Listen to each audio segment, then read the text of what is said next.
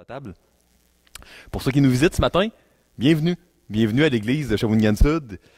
Ici, on est une église, comme sur le petit slogan, sur le bulletin, fondée sur la parole. Puis c'est pour ça qu'à l'église, on étudie chaque dimanche matin, à la deuxième période, là, des livres de la parole de Dieu, des livres de la Bible. Pour nous, là, le Seigneur, Jésus nous transforme, puis nous visite d'une manière très, très spéciale quand on étudie ce qu'il y a à nous dire dans la Bible. Pour nous, la Bible est écrite par des hommes, mais inspirée de Dieu, sous l'inspiration du Saint-Esprit. Et puis, on peut s'y fier, on peut s'y appuyer durant nos vies ici-bas. Notre mission, comme Église ici, est de partager l'amour du Seigneur Jésus. L'amour qu'on a reçu avec tellement de générosité de la part de Jésus, de le partager à toutes les gens que Dieu va mettre sur notre route, plus précisément là, notre ville. Hein. Le titre de mon message ce matin, c'est « Quand tout s'écroule dans ma vie ». Je vous ai dit que le livre de Ruth était une histoire d'amour, une histoire d'amour romantique, mais avant tout une histoire d'amour de Dieu. Comme plusieurs histoires d'amour, comme plusieurs contes de fées, ça commence mal. Ça finit bien, par exemple.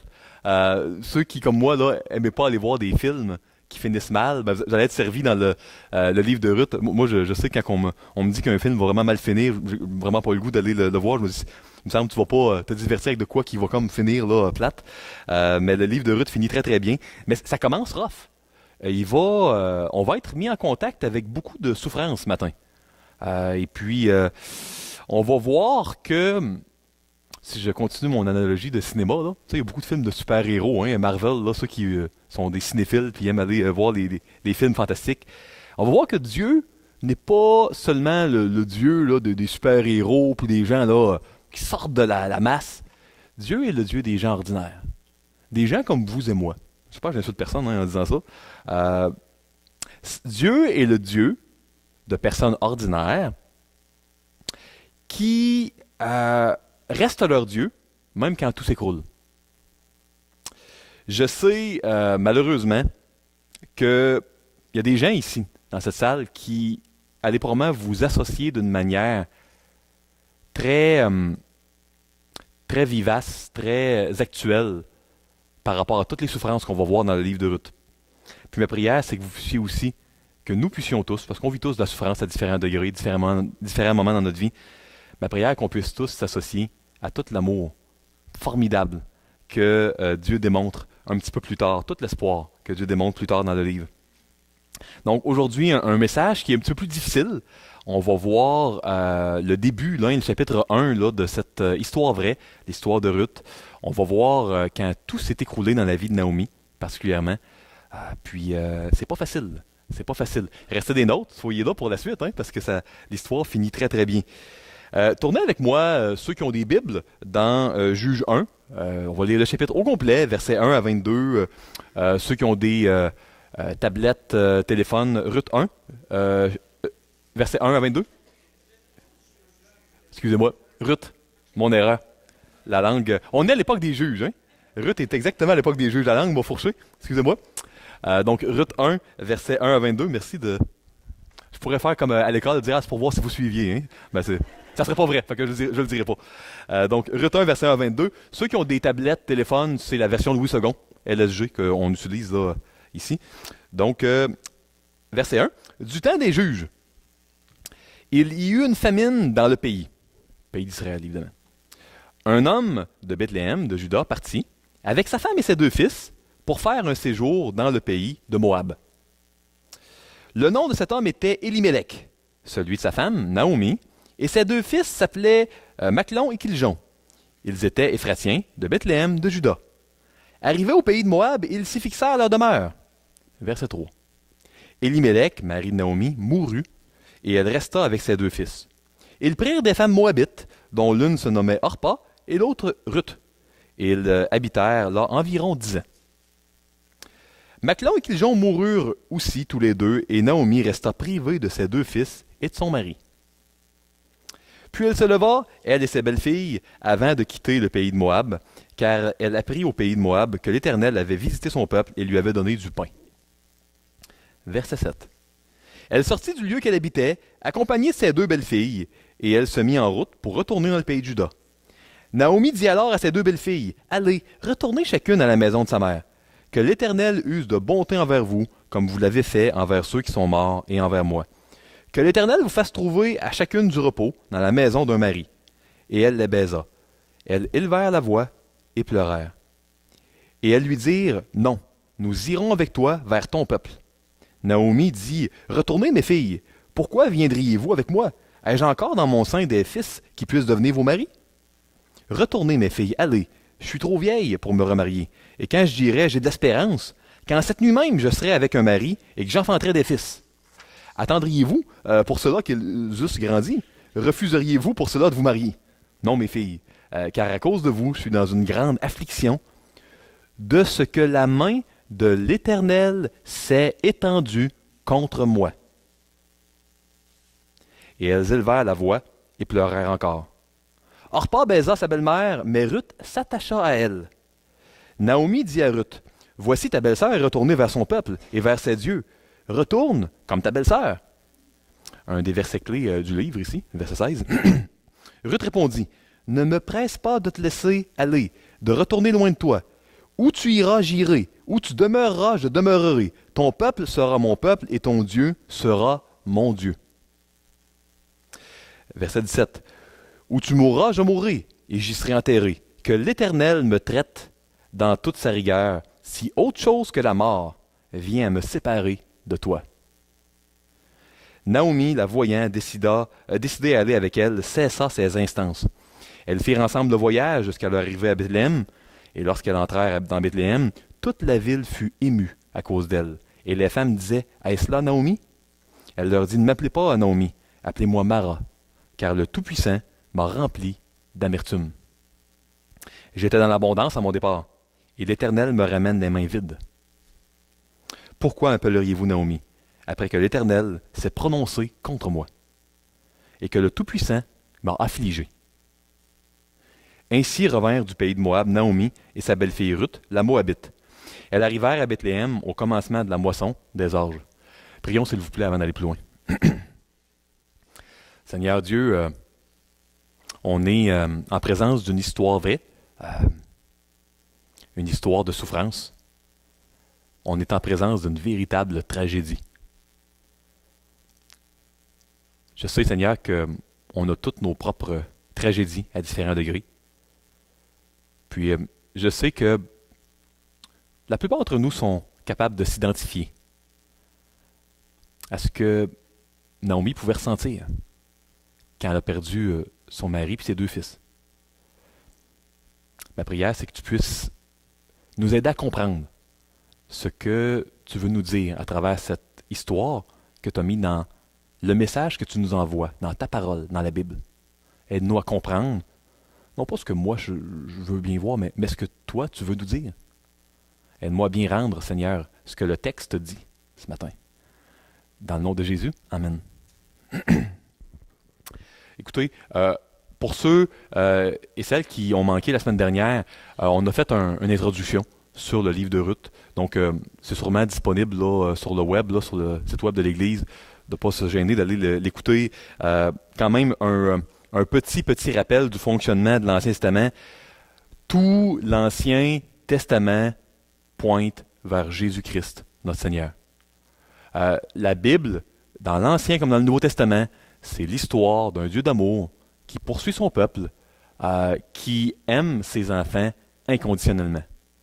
Un Dieu qui a été jusqu'à donner sa vie sur la croix pour nous sauver de la colère, de la séparation avec Dieu. Et puis, dans l'Ancien Testament hébreu, comme Jésus, puis j'ai cité là, que c'était la compréhension que Jésus avait dans les évangiles, quand lui citait là, l'Ancien Testament, il y avait 3 portions. On avait la Torah. Je n'ai pas mis tous les noms de livres parce que c'était tellement petit là, quand on les mettait dans le même diapo là, que c'était pas lisible. Mais on a les 5 premiers livres qui sont vraiment la Torah, puis ça, c'est l'Alliance. C'est tout simplement la... Oh, excusez-moi, hein, on ne tombera pas de la l'estrade. C'est tout simplement la définition de l'Alliance. Ça serait quand même... je pense que ça serait une première, quelqu'un qui est tombé et qui se blesse là, du haut de la chair. J'espère ne pas faire cette première-là. Donc, l'Alliance est définie dans les 5 premiers livres. Puis on pourrait dire que l'Évangile Puis ça, c'est plus l'autre colonne ici, là, ma version, là, à moi, là, c'est pas nécessairement là, reconnu comme étant la vérité. Là. Par contre, ça, ici, Jésus reconnaissait ces sections-là. Fait que ça, on peut le prendre comme étant la vérité, puisque Jésus le reconnaissait comme ça. Donc, les 5 premiers livres, l'Alliance qui est définie, tout ce qui est les livres des prophètes, ce que les Juifs comprenaient comme des prophètes, etc., ça, c'est l'histoire de l'Alliance. Comment ça s'est passé? Cette histoire-là d'un Dieu d'amour qui va vers ses enfants, puis les enfants sont infidèles, ils vont vers de l'idolâtrie, symptôme de l'idolâtrie, de l'esclavage. Ils souffrent dans leur esclavage parce qu'une idole, ça ne satisfait jamais. Ils se repentent, vont à Dieu, Dieu retourne, etc. Donc ça, c'est l'histoire de l'Alliance. Mais on a des livres également qui décrivent à quoi ça ressemble la vie dans une alliance. Une alliance, c'est comme un mariage. C'est une relation entre deux personnes, un engagement. Mais l'alliance de Dieu envers nous, l'alliance d'Abraham, c'est une alliance qui est inconditionnelle. Nous, on n'a même pas à garder notre part. Puis c'est une bonne chose, on n'est pas capable. On n'est pas capable de, la Bible l'a montré, on n'est pas capable de garder la loi de Dieu parfaitement. On a seulement à s'appuyer sur Jésus. S'appuyer sur le fait que Jésus a réussi à notre place, a gardé les commandements, a gardé la loi à notre place. Donc, on a des livres qui nous parlent de l'alliance de Dieu envers nous, ses enfants. On a des livres qui nous parlent de l'histoire de l'alliance et des livres qui décrivent à quoi ça ressemble la vie dans une alliance avec Dieu. Et le livre de Ruth, ça se trouve vraiment dans cette section-là qu'on appelle les hagiographes, excusez-moi, ou que les Juifs appellent le Ketuvim. C'est là que se situe le livre de Ruth. Non pas, nous on aime la chronologie, hein, les Nord-Américains, fait que nous c'est sûr que dans notre version de la Bible, on le sait, on le voit dans Ruth 1. C'est à l'époque des juges. Fait on met Ruth immédiatement à côté des juges. Mais pour les Hébreux, les Anciens, c'était pas si important que ça, la chronologie. Pour eux autres, il y avait des liens. Donc, on avait le livre des Proverbes, Proverbe 31, qui nous parle de la femme vertueuse. Immédiatement après, on met Ruth. Pas à la même époque. C'est pas important pour ça, pour les Juifs. Ruth étant l'illustration, vraiment, de la femme vertueuse de Proverbe 31, dans la pensée juive, du moins. Donc, c'est un petit peu comme ça qu'on doit comprendre l'histoire qu'on va lire.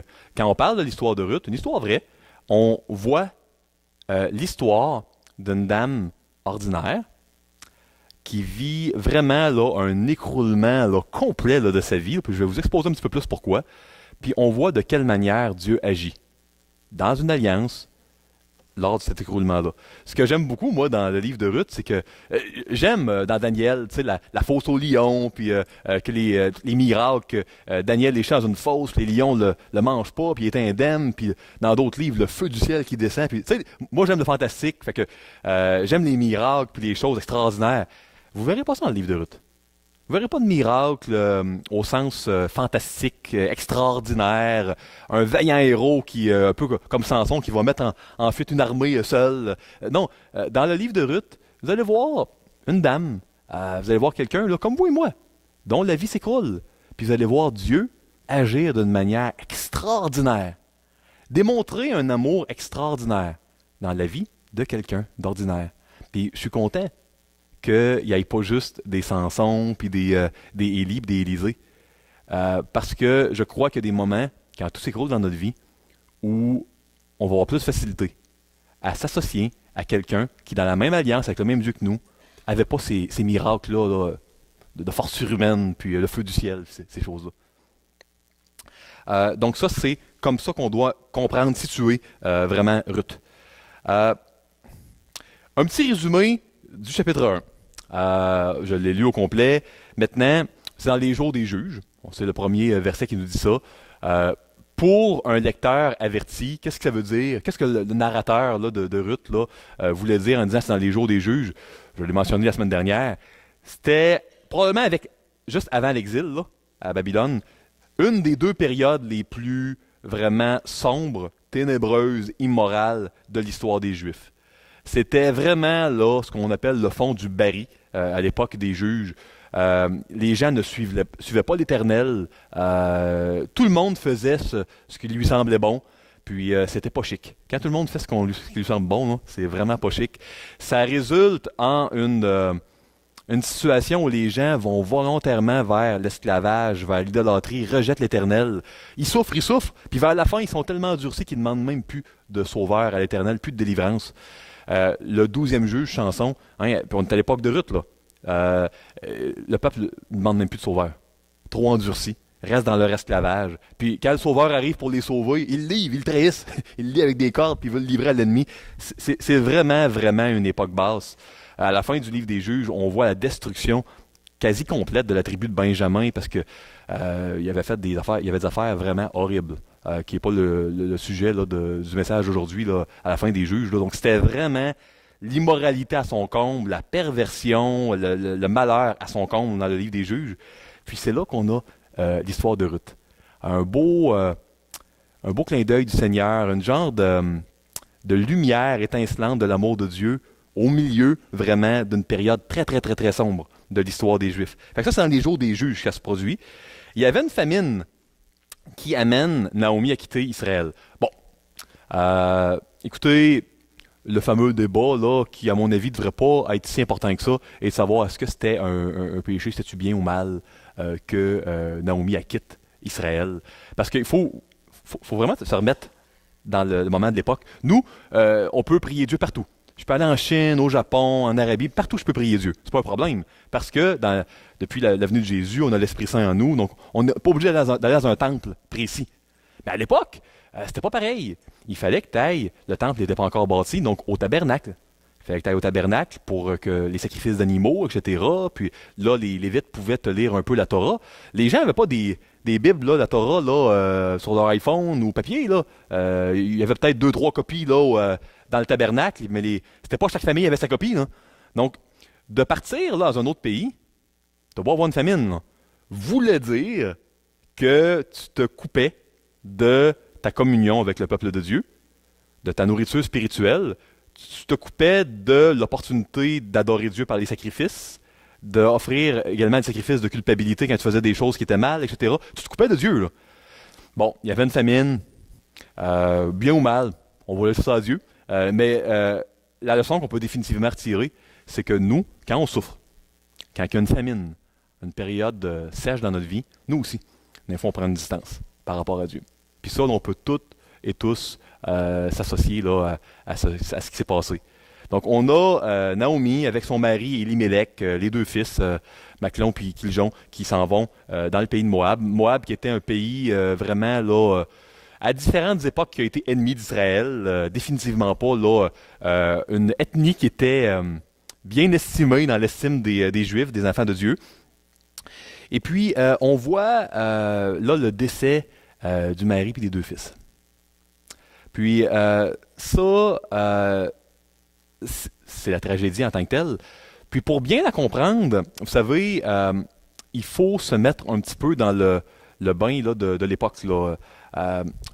J'ai mis tantôt, là, ici, dans la diapo, franchissons ensemble le gap de la culture. Si vous voulez vous présenter, faites un essai, là, si vous organisez là, une activité au travail, un souper, puis avec plusieurs personnes qui ne se connaissent pas, puis demandez aux gens de se présenter à tour de rôle. Là. Souvent, les gens, pour se présenter, vont nommer en Amérique du Nord leur profession. Ils vont dire, ah ben moi, je suis menuisier, je suis électricien, etc., ingénieur. Donc, les gens, souvent, vont donner leur CV, ils vont dire leur profession. Ils peuvent également essayer de démontrer qu'ils ont plus ou moins d'argent. Donc, profession, diplôme, carrière, emploi, CV. Ça, c'est important pour nous en Amérique du Nord. Plusieurs personnes se sentent des moins que rien quand ils sont en recherche d'emploi, à tort. Mais plusieurs personnes vont se ressentir comme ça. On est porté à voir dans notre culture, à penser, à tort, que notre CV peut déterminer notre identité, qui on est. Ben, à l'époque de Ruth, c'était pas comme ça. À l'époque de Ruth, c'était ta famille qui déterminait qui tu étais. Quand tu te présentais, tu parlais pas de ton CV. C'était pas important, ça, ton CV, ton emploi, ton argent. C'était ta famille. De quelle famille tu venais? D'ailleurs, c'est pour ça que dans l'Ancien Testament, on voit souvent des généalogies. Pour nous, ça nous fait un peu au nez, parce que notre famille, nous autres, peu importe la famille dans laquelle on fait partie, c'est important, mais c'est pas la manière, culturellement, par laquelle on va se définir, notre famille. C'est jamais arrivé, moi, dans un groupe où on suit un cours, une formation, puis là, le prof fait présenter les gens. C'est jamais arrivé Il y en a qui disent, ah ben moi, je suis de telle famille, puis tu sais, ça intéresse pas le monde souvent en Amérique du Nord, au Québec. Par contre, ah ben moi je suis infirmière, moi je suis... ça c'est quoi qui va intéresser les gens. Tu sais, on y pense pas, mais c'est notre culture. Donc, euh, pour Naomi, de perdre son mari et ses deux fils, ça là, c'était un effondrement. Tout ce qui pouvait lui donner une valeur personnelle, là, lui était enlevé. C'était vraiment, vraiment pas facile. Vous savez, pour Naomi, là, si elle avait eu un gros surplus de poids, ou encore elle aurait été vraiment svelte, mince, c'était pas important. C'était pas important à cette époque-là. De nos jours, encore là, à tard, c'est important. J'ai rencontré beaucoup de gens qui trouvent qu'ils ont un surplus de poids, puis là, ils sentent qu'ils sont comme moins que rien, etc. Puis très, très important pour eux là, de perdre du poids parce que il y en a qui peuvent le faire pour la santé, pour d'autres motifs, mais vraiment parce qu'ils s'aiment pas, ils se sentent pas bien. C'était pas important à l'époque de Ruth et de Naomi. C'était pas dans la culture de l'époque. La famille, ça là, c'était tout. C'était une époque également où il n'y avait pas d'assistance sociale. Quand tu perdais tes fils, là, c'était pas facile. Qui allait prendre soin de toi? C'était une époque où c'était difficile de réussir, puis de transiger, de faire des transactions, des emplois dans la société de l'époque sans avoir de mari ou de fils pour les femmes. C'était également une époque où le plus vieux, celui qui avait le droit d'aînesse, puis qui avait le double de l'héritage, là, ben, il devait prendre soin de toi. Il n'y avait pas d'aide sociale, pas de rente de vieillesse. Donc, les rentes de retraite, il n'y avait pas ça. Mais tu avais quand même ton premier-né qui avait le droit d'aînesse, il avait eu le double, lui, il était chargé de prendre soin de toi. C'est un petit peu comme ça que ça fonctionnait. Donc là, plus de premier-né, plus de fils. Puis, pour couronner le tout, tu n'as plus vraiment de réseau parce que tu as été 10 ans en Moab, à une place méprisée. Puis, avec qui tu reviens? Tu reviens avec une immigrante moabite. Wow! Honnêtement, là, puis ça nous dit peut-être rien, là, mais pour ceux qui pensaient que le racisme n'existait pas là, à l'époque, là, il y a 3000 ans, détrompez-vous, ça existait. C'était pas plus chic, moins pire qu'aujourd'hui. Puis, honnêtement, Naomi aurait peut-être été mieux de revenir seule que de revenir avec une bru moabite. C'était vraiment pas bien vu les intermariages là, avec enfants d'Israël et puis Moab ou Édom ou les enfants d'Amon, les Ammonites. Fait que de revenir plus de mari, plus de fils, puis en plus avec une bru moabite, c'était pas nécessairement un gros plus là, social. D'ailleurs, puis Doug va nous enseigner là, prochainement, mais au chapitre 2, on voit là même Boaz qui dit à Ruth, fais attention, on va pas sur le champ des autres parce qu'il pourrait t'arriver malheur. Effectivement, une jeune femme là, moabite là, en Israël, là, les gens n'avaient pas beaucoup de respect. Pas tout le monde, hein, mais il y avait bien du monde qui n'avait pas beaucoup de respect pour ça. Fait que ça allait vraiment, mais alors là, vraiment, vraiment pas bien dans la culture. Puis nous, on est porté parfois à juger de l'histoire de Ruth ou de ces histoires-là, mais avec nos standards. Puis dire, ah ben regarde, peut-être qu'il y avait encore de l'argent ou des carrières ou tout ça. Non, non. L'équivalent québécois 2016 de ce que Ruth lui est arrivé, là, c'est vraiment là, elle a un accident majeur, défiguré au niveau fait que l'apparence physique est plus là. Puis elle a des traumas crâniens qui fait que toute sa carrière, ben, elle peut plus l'utiliser. Puis, tu sais, ça serait un équivalent là, 2016 là, ce qui lui donnait de la signification, une identité, selon les standards de l'époque, lui a été retiré. Donc ça, c'est ce qui est arrivé à Naomi. Et puis là, il y a un retour au pays d'Israël. Il y a une conversion dans le chapitre 1. La conversion de Luth. Hein? Où tu iras, j'irai. Où tu demeureras, je demeurerai. Ton Dieu sera mon Dieu. Naomi dit au début, retourne vers tes dieux. Petit deuil, là, les dieux. Puis non, ton Dieu, et puis que l'Éternel, que Yahvé, hein, me traite dans toute sa rigueur, si jamais je change d'idée, hein, parce que moi, je décide d'aller vers toi. Puis j'ai toujours trouvé ça intéressant, la conversion de Ruth, parce que, je ne sais pas pour vous, moi, si je veux partager l'amour de Jésus à quelqu'un, dans mon entourage, qui ne connaît pas Jésus, je ne serais pas porté à dire les choses les plus souffrantes, je vais être porté à parler plus du bonbon pour essayer de rendre Dieu un petit peu plus attirant. Puis, on ne devrait pas faire ça. Je ne devrais pas faire ça. C'est intéressant de voir que ce que Naomi dit, regardez. Ici, on voit là, la main de... Je vais le faire par exprès pour le lire tranquillement. Hein. La main de l'Éternel s'est étendue contre moi. On peut vraiment se demander, si on ne réfléchit pas au texte, quelle mouche a piqué Ruth? Qu'est-ce qui s'est passé dans la tête de Ruth quand tu vois là, quelqu'un que sa vie s'écroule, ça va extrêmement mal, puis dans le fond, Naomi dit, c'est la main de l'Éternel. La main de l'Éternel s'est étendue contre moi. Puis Ruth, elle décide de se convertir à l'Éternel. Je ne sais pas pour vous, mais pourquoi tu voudrais te convertir à un Dieu qui permet de telles souffrances? J'aurais pu comprendre que Ruth dise « Ah, ben je vais laisser les yeux de Moab pour aller vers l'Éternel, parce que, par exemple, Naomi aurait eu plein d'enfants, puis une grande famille, puis du succès sur un standard d'époque. » Fait que j'aurais pu comprendre Ruth qui dit « Ah, ben c'est tellement beau, j'en veux. » Mais là, la main de l'Éternel s'est tendue contre moi. Et puis on voit « Ah, ben regarde, ton Dieu sera mon Dieu. » Ruth qui se convertit. Puis il y a une grande leçon, je crois, à travers la souffrance du chapitre 1. C'est la leçon suivante. C'est très rare que les gens vont se convertir en écoutant un message, une prédication ou en lisant un livre. Dieu est un Dieu relationnel. Et puis, une relation d'amour inconditionnel qu'on va avoir avec quelqu'un va être beaucoup plus puissante pour expliquer ce que Dieu a fait envers nous que des paroles. La plupart des gens qui viennent au Seigneur ont vécu une relation où ils ont vu à différents degrés l'amour inconditionnel de Dieu. Jésus en parle dans l'Évangile. Il dit à ceux-ci, tous reconnaîtront que vous êtes mes disciples, à l'amour que vous avez les uns pour les autres.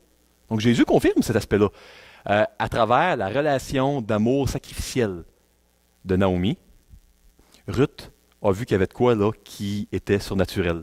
Puis c'est l'élément que Dieu a utilisé pour amener Ruth à se convertir, puis à laisser de côté les dieux de Moab, puis à aller donner sa vie, à s'appuyer, à mettre sa foi dans l'Éternel. Elle a tout quitté. Donc la foi, c'est s'appuyer sur, faire confiance à. C'est ça la foi. Ruth a mis sa confiance en l'Éternel. Elle s'est convertie. C'est ce qui s'est passé. Puis c'est pas parce qu'il y avait toutes sortes de trucs là. C'est pas parce que Naomi avait gagné le gros lot ou il y avait eu de la facilité. C'est une question relationnelle. Elle avait vu dans sa relation avec Naomi, malgré toute la souffrance, elle avait vu l'amour inconditionnel de Naomi envers elle, envers Ruth, envers Orpa probablement aussi. Et puis c'est certainement une chose qui l'a amené à se convertir. On voit dans le chapitre 1 deux ingrédients importants de l'amitié. On voit du temps et on voit de l'engagement. Spécial, hein? Où tu mourras, je mourrai. Dans une amitié, dans un mariage, dans une relation privilégiée, oui, il y a du temps. Il y a une passion commune, il y a des intérêts communs, mais il y a un engagement. Un engagement pour le meilleur, pour le pire. Puis on voit deux ingrédients importants de l'amitié là, dans le chapitre 1. Je vous l'ai dit, Ruth, c'est une histoire d'amour. On voit beaucoup comment l'amour de Dieu là, réfléchit dans les relations. Là. Puis c'est très inspirant. Beaucoup de choses pour nous. Là. Parce que nous aussi, c'est une histoire de quelqu'un qui vit dans l'alliance. On est dans une alliance avec Dieu, nous aussi, à travers Jésus par la foi. Donc, il y a tellement de choses à appliquer à notre vie là, dans le livre de Ruth. Comme je vous l'ai dit tantôt, en plus, rien de spectaculaire, pas de miracle là. Chaque conversion est un miracle, chaque action de Dieu est un miracle, mais pas de miracle au sens spectaculaire, là, extraordinaire là, au niveau de l'œil là, humain là, que l'on voit. Puis ça, encore là, c'est plus facile de s'approprier ce qui se passe, vu qu'il n'y a pas de trucs là, hors de l'ordinaire. Dieu aime le travail, vraiment, là, aime travailler à travers les événements ordinaires de la vie. Puis cette émigrante moabite-là, Ruth, qui décide là, de suivre une femme brisée, va devenir l'ancêtre du Sauveur, du Dieu Tout-Puissant, Jésus-Christ, qui allait venir plus tard dans l'histoire pour sauver le monde. Ruth est une des ancêtres dans la lignée de Jésus, une ancêtre dans la ligne directe du Sauveur du monde. Certainement que Naomi n'aurait jamais imaginé ça. Cette émigrante moabite-là, qui était vraiment, là, elle avait rien pour elle, était vraiment même pas en sécurité en déménageant en Israël, plus de mari, plus d'enfants. Dieu est en train de faire quelque chose. Puis souvent, dans notre vie, à part, on a juste la foi, hein? On peut s'appuyer sur la bonté de Dieu, mais ultimement, on ne voit pas comment la souffrance que l'on vit est un morceau de puzzle dans la grande mosaïque de l'histoire de Dieu pour l'humanité. C'était impossible à imaginer, tellement c'est grandiose pour Ruth, que le Dieu Tout-Puissant allait être un de ses descendants au niveau de son incarnation, que un de ses petits-fils allait sauver le monde. Incroyable, hein? Mais c'était pourtant le cas. Ça m'amène également au point suivant. J'aime le fait dans Ruth 1 qu'il n'y ait aucune trace de colère de la part de Naomi. Puis moi, j'aimerais vous expliquer pourquoi, ou vous suggérer mon opinion de pourquoi il n'y a pas de colère dans Ruth 1. La colère, c'est illogique. Parce que quand on est en colère, parce que ça va mal dans notre vie, c'est parce que on croit qu'il existe une justice. On croit qu'il y a un Dieu, un être supérieur, qui a un contrôle sur les choses, et puis qui aurait dû agir différemment. Si pour moi, là, je crois qu'il n'existe aucun Dieu, que tout est vraiment là, le hasard, puis des molécules, puis il n'y a aucun contrôle, il n'y a personne qui ne contrôle rien. Quand je vis des deuils, puis comme Naomi, mon mari, puis mes 2 fils meurent, s'il n'y a personne au contrôle, il n'y a pas de colère. Maintenant, si Dieu est au contrôle, vous savez, comment je pourrais arriver à dire qu'il n'existe pas quand les choses arrivent? Je peux être en colère contre un Dieu qui existe, puis s'il n'existe pas, je ne serai pas en colère. Donc, la colère est un ressenti d'injustice. C'est pas logique d'être en colère si Dieu n'existe pas. C'est pas bon d'être en colère contre Dieu, pas besoin de vous le dire, mais ultimement, c'est possible. Il y a une logique à être en colère contre Dieu, il n'y en a pas à l'être si Dieu n'existe pas. J'entends parfois des gens dire, quand ça ne va pas comme ils veulent dans leur vie, Dieu ne doit pas exister. Ben, si Dieu n'existe pas, il n'y a pas d'injustice, parce qu'il n'y a personne au contrôle qui aurait pu empêcher que les choses arrivent ainsi.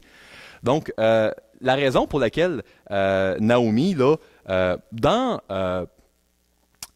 ce qu'elle peut vivre au niveau de Dieu, ne se met pas à nier l'existence de Dieu. Elle aurait pu être en colère, Naomi, mais elle ne nie pas l'existence de Dieu. C'est parce que la raison pour laquelle elle était à l'envers, c'est parce qu'elle savait que Dieu existait. Donc, si jamais dans vos vies, vous vivez beaucoup de souffrance, puis vous êtes troublé en vous disant tellement de souffrance, tellement de difficultés, tellement de douleurs, est-ce que Dieu existe vraiment? Dites-vous que derrière votre question, il y a une conviction dans votre cœur que Dieu existe. Parce que sinon, vous ne seriez pas en colère. Vous seriez peut-être triste, peut-être à l'envers, mais on ne peut pas être en colère contre le monde, contre les molécules, contre le hasard. On peut être en colère contre un Dieu, par exemple. La colère n'est logique que s'il existe un être suprême qui contrôle les choses. S'il n'y en a pas, il n'y a pas aucune colère qui est logique derrière le malheur. Donc, oui, de la détresse, peut-être une certaine forme de colère, mais définitivement pas de négation, là, pas de déni de l'existence de Dieu de la part de Naomi. Ça, je trouve ça intéressant de voir ça. Vous savez, Naomi, elle répand son cœur devant Dieu. Elle n'est pas en train de dire que Dieu n'existe pas. Elle vit de quoi de rough. Elle dit, la main de l'Éternel s'est tendue contre moi, puis l'Éternel est contre moi. Puis tu sais, Naomi, en hébreu, ça veut dire, dans le fond, là, comme sucré, quelque chose de sucré, puis Mara, c'est quelque chose d'amer. Fait que, elle dit, regarde, moi, appelez-moi plus Naomi, là, parce qu'il n'y a rien qui goûte bon en bouche, là, derrière, là, ce que je vis, là, ça goûte très, très mauvais en bouche, là, ce qui se passe. Appelez-moi amer. C'est très amer, ce que je vis. Puis la raison derrière ces émotions, c'est parce qu'elle a tout le temps persévéré à savoir que Dieu existe. Et puis, elle a répandu son cœur devant Dieu. Dans l'alliance, la relation qu'on a avec Dieu, on doit répandre notre cœur devant Dieu quand ça arrive. Il va y avoir des moments, peut-être, où on va être en colère contre Dieu. Mais notre colère même devrait nous rappeler que Dieu existe. Que notre colère est une réaction, une mauvaise réaction, mais basée sur la conviction que Dieu existe. Sinon, il n'y aurait pas de colère. Donc ça, c'est un rappel là, important, là, je crois, qu'on doit avoir. Répandre son cœur devant Dieu, on le voit un petit peu dans Ruth, mais le meilleur livre, à mon avis, de la Bible pour pouvoir avoir des exemples dans les psaumes. Dans les psaumes, on voit encore et encore, coup après coup, des gens qui répandent leur cœur devant Dieu. Et puis ça, je trouve ça vraiment là, formidable. C'est prouvé en psychologie séculière que de verbaliser notre souffrance, puis d'en parler à quelqu'un, à un ami dans un café, ça a un effet là, thérapeutique, puis ça soulage, c'est guérissant. Bien avant l'avènement de la psychologie, on avait les psaumes. Puis on peut en parler à des frères et des sœurs dans l'Église. On est appelé à se serrer les coudes comme enfants de Dieu. L'Église est une famille. Une grande famille reconstituée. On vient tous de différents backgrounds. On est différents, mais ultimement, on a été adoptés par le même Père. C'est une grande famille spirituelle reconstituée, l'Église. Et puis on est là pour se serrer les coudes, pour s'aimer, pour prendre soin, pour se pardonner, pour se supporter. Comment appliquer ce passage-là à ma vie cette semaine? Écoutez, j'aimerais vous laisser 2 applications importantes. Premièrement, c'est pas par nos paroles qu'on va le mieux communiquer l'amour incroyable de Dieu envers nous, l'amour inconditionnel, c'est à travers nos relations. Plus on va être en relation avec Dieu, puis qu'on va comprendre, réaliser à quel point il nous aime, à quel point c'est grand, à quel point c'est gratuit, plus on va, même si on ne le voudrait pas, le réfléchir et puis le répandre dans nos autres relations. Ça va déborder dans nos autres relations. On est comme un vase qui, quand on est avec Dieu, là, ça déborde, puis ça éclabousse d'amour les autres autour de nous. On est encore avec la présence du péché en nous, jusqu'au dernier jour. On a à se repentir, à demander pardon, etc. On tombe, on se relève, mais plus on est en présence de Dieu, plus ça déborde. Et puis, François d'Assise, au Moyen-Âge, avait raison de dire prêcher l'Évangile et, si nécessaire, utiliser des paroles. Parce que c'est effectivement, bibliquement, on le voit dans Ruth, c'est pas par les paroles que Naomi a amené Ruth à la conversion, c'est par sa relation, c'est par son amour. On voit le souci que Naomi avait envers Ruth. Donc, dans nos relations, souvenons-nous là, que c'est l'amour, puis la relation qui est la manière la plus puissante par laquelle on peut parler de l'amour de Dieu pour nous, l'amour de Jésus. Ce qui est la mission de cette Église, vous le savez. Numéro 2, deuxième application. Voyez les signes d'espoir. Les signes qu'il y a une lumière au bout du tunnel, les signes d'espoir de Dieu dans nos vies ordinaires, quand tout s'écroule. Cherchez, scrutez les signes d'espoir.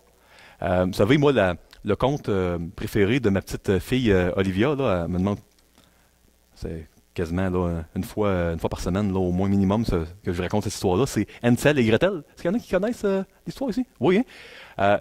Malheureusement, au départ, on a le papa qui veut abandonner ses enfants en forêt à cause de la belle-mère, etc. Hansel entend le plan du papa d'abandonner dans la forêt ses enfants. Hansel est brillant, il dit « Moi, je vais me chercher des cailloux. Je vais les garder, je vais les cacher. Fait que quand le père va nous enfoncer bien loin, je vais déposer des petits cailloux. Puis comme ça, quand il va nous abandonner, ben, je vais réussir à retrouver le caillou. Malheureusement, la deuxième journée, c'était du pain, les oiseaux ont mangé. Fait que là, c'est une autre histoire, là, la suite et autres. Mais la première journée, c'était vraiment brillant. Il y avait des cailloux. Il a pu les suivre et retrouver le chemin pour arriver à la maison. C'est un petit peu ça que Dieu fait. Puis si Hansel les avait pas cherchés, les cailloux blancs, ben, il n'aurait pas pu retourner à la maison la première fois. Nous, il y a des signes d'espoir. Dieu est en train de faire quelque chose. Dans le cas de Ruth, il y avait de quoi, là? Il y avait un mari, il y avait des enfants, il y avait le sauveur du monde. C'était de quoi d'extraordinaire qui était en cours. Il fallait juste que Ruth et Naomi persévèrent. Oui, on peut vivre la colère de tout ça, mais on ne se met pas à dire que Dieu n'existe pas. On reste dans la présence de Dieu et on regarde les signes d'espoir. Dans nos vies ordinaires, dans la souffrance, quand tout s'écroule, n'arrêtons pas, mes frères et mes sœurs, de chercher ces cailloux blancs-là du Seigneur, ces signes d'espoir-là que le Seigneur va mettre sur notre route, puis qui nous aident à persévérer, et puis à se rendre à une étape où on voit que finalement Dieu était au contrôle et que ce qu'il faisait était infiniment bon, infiniment un fruit de son amour merveilleux pour nous. Que le Seigneur, Jésus, vous bénisse tous et toutes cette semaine, puis qu'il nous aide à réaliser un petit peu plus cette semaine à quel point il nous aime.